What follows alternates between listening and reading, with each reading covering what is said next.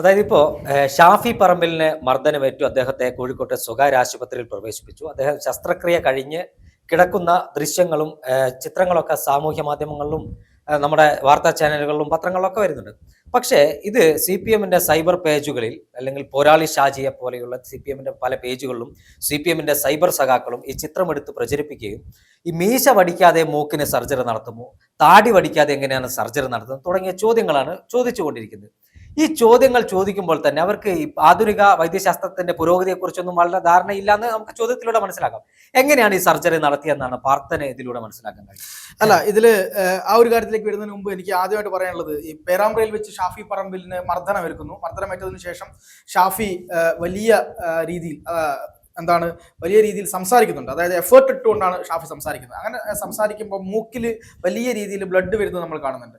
അന്ന് CPM-ന്റെ സൈബർ സഖാക്കൾ തീർത്ത് ആ രാത്രി മുഴുവൻ പറഞ്ഞുകൊണ്ടിരുന്നത് ഷാഫി പറമ്പിലിന് മർദ്ദനമേറ്റിട്ടില്ല, ഈ പറയുന്ന പോലെ തൂവാലയിൽ കളർ മുക്കി കൊണ്ടുപോയി വെച്ചതാണ് എന്നായിരുന്നു പറഞ്ഞത്. മർദ്ദനമേറ്റിട്ടില്ല എന്ന് പറഞ്ഞ് അവരുടെ പ്രചാരണം നടന്നുകൊണ്ടിരിക്കുക. പിറ്റേന്ന് ആദ്യമായിട്ട് എനിക്ക് തോന്നുന്നു മാതൃഭൂമി ന്യൂസ് ആണെന്ന് തോന്നുന്നു ആ ദൃശ്യം പുറത്തുവിട്ടത്. പിന്നീട് എല്ലാ മാധ്യമങ്ങളും ആ ദൃശ്യം പുറത്തുവിട്ടത്. അതായത് ഷാഫിയുടെ മൂക്കിന് തലയ്ക്ക് 3 തവണ ഒരു പോലീസുകാരൻ അടിക്കുന്നുണ്ട്. ആ പോലീസുകാരന്റെ പേര് വിഷ്ണു എന്ന് പറയുന്ന പോലീസുകാരനാണ്.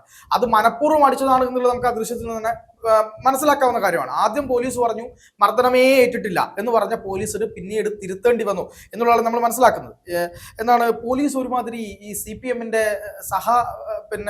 സഹസംഘടനാ ഭാരവാഹികളെ പോലെയൊക്കെ സംസാരിക്കുന്ന ഒരു രീതിയും കൂടെ നമ്മൾ ഇതിൽ കണ്ടിട്ടുണ്ട്. ഈ വിഷ്ണുവിനെ കുറിച്ച് പറയുമ്പോൾ വിഷ്ണു TP രാമകൃഷ്ണൻ ഒരുമിച്ച് നിൽക്കുന്ന ചിത്രം ഫേസ്ബുക്കിലൊക്കെ വരാൻ തുടങ്ങി. അതെ, തീർച്ചയായിട്ടും. അപ്പൊ എന്താണ് ഇതിന്റെ പുറകിലുള്ള കാര്യങ്ങൾ, ആരുടെ അടുത്ത ആളാണ് ഇദ്ദേഹം എന്നൊക്കെ വളരെ കൃത്യമായി മനസ്സിലാവുന്നതാണ്.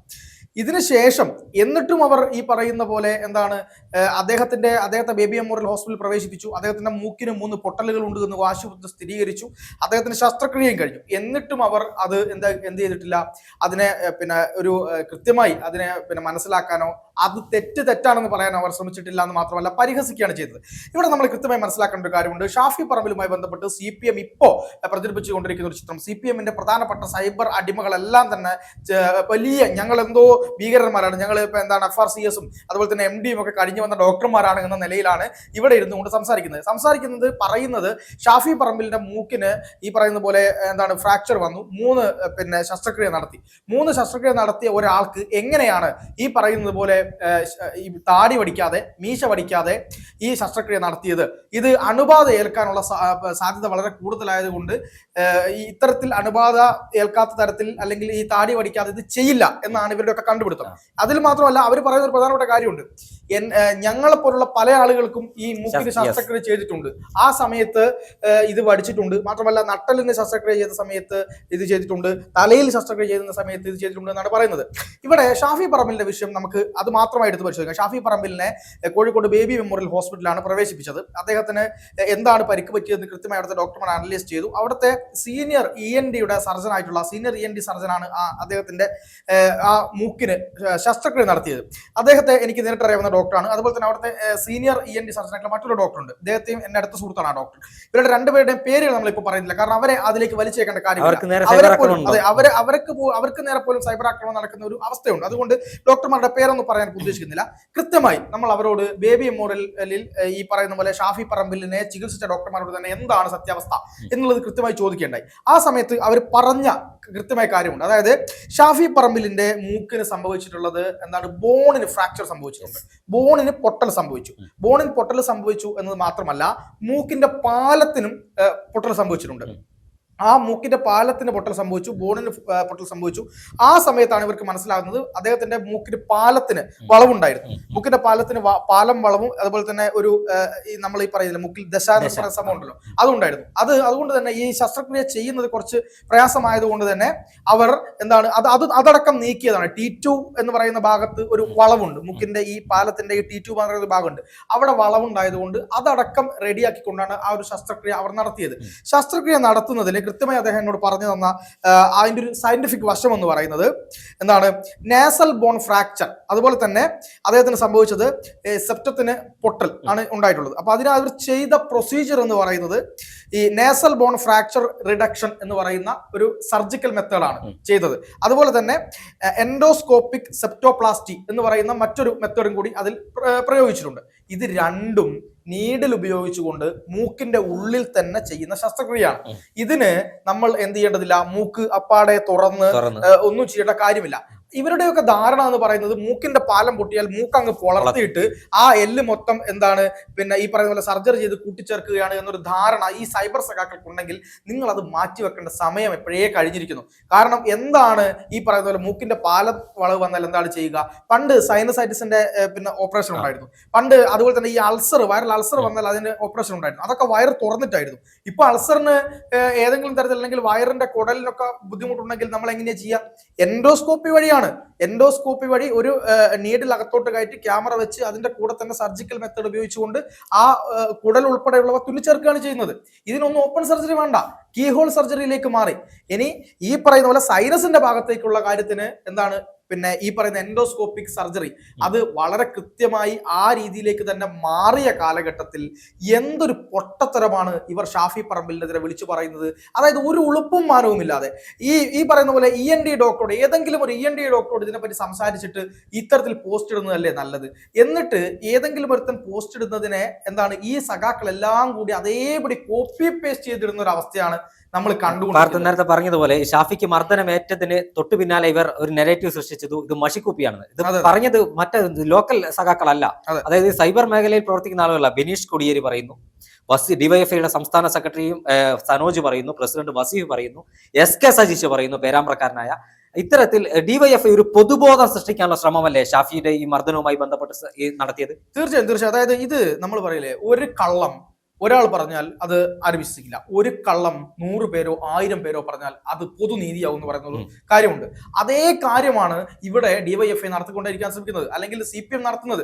കാരണം ഇങ്ങനെ ഒരു പൊതുബോധം സോഷ്യൽ മീഡിയയിലൂടെ സൃഷ്ടിക്കുക, ഷാഫി പറമ്പിൽ എന്തോ ഷോ കാണിച്ചതാണ് എന്ന് വരുത്തി തീർക്കുക, ഒരുപാട് ആളുകളെ കൊണ്ട് ഇതിനെ പ്രതിരോധിക്കുക.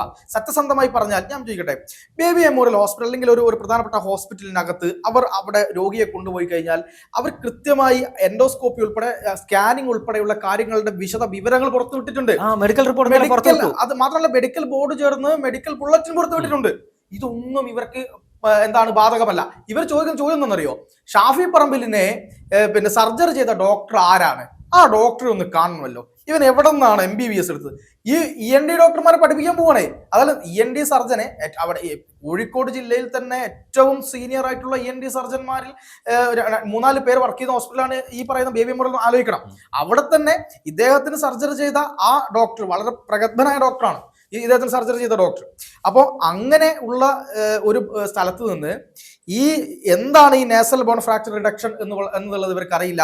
അതുപോലെ തന്നെ എൻഡോസ്കോപ്പിക് സെപ്റ്റോപ്ലാസി എന്ന് പറയുന്ന ആ ഒരു സംഭവം എന്താണെന്ന് ഇവർക്ക് അറിയില്ല.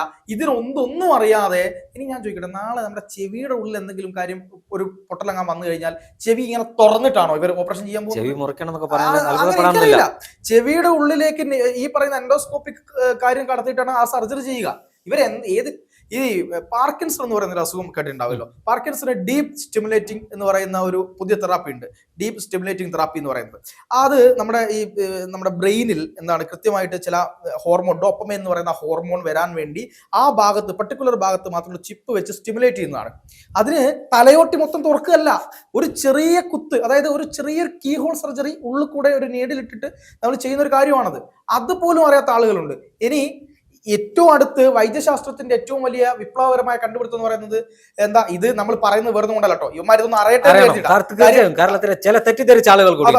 അതുകൊണ്ടാണ്. കാരണം കണ്ണില്ലേ, നമ്മുടെ കണ്ണിന്റെ ഉള്ളിലെ നെർവിൽ കൂടി നീഡിൽ അങ്ങോട്ട് കടത്തിയിട്ട് നമ്മുടെ എന്താണ് ഈ തൊണ്ടയിൽ അടക്കം കുടുങ്ങിയ പല്ലിന്റെ ഉള്ളിൽ, അതുപോലെ തന്നെ നേരെ നട്ടലിന്റെ പുറകിലായിട്ട് വന്നൊരു ഇൻഫെക്ഷന് ആ കണ്ണിന്റെ കുഴിയിൽ കൂടി, കണ്ണിന്റെ ഒപ്റ്റിക്കൽ നെർവിന്റെ ഉള്ളിൽ കൂടി ഇത് കടത്തിയിട്ട് നമ്മുടെ ഈ പുറകിലത്തെ ഈ നമ്മുടെ ലംബാർ ഏരിയ കഴിഞ്ഞിട്ട് ഈ പറയുന്ന ലംബാർ ഏരിയയുടെ ഇത് കഴിഞ്ഞിട്ടുള്ള ഭാഗത്ത് വരുന്ന ഒരു പ്രധാനപ്പെട്ട ഒരു പരിക്കിന് നമ്മുടെ വൈദ്യശാസ്ത്ര ലോകം ട്രീറ്റ് ചെയ്തു.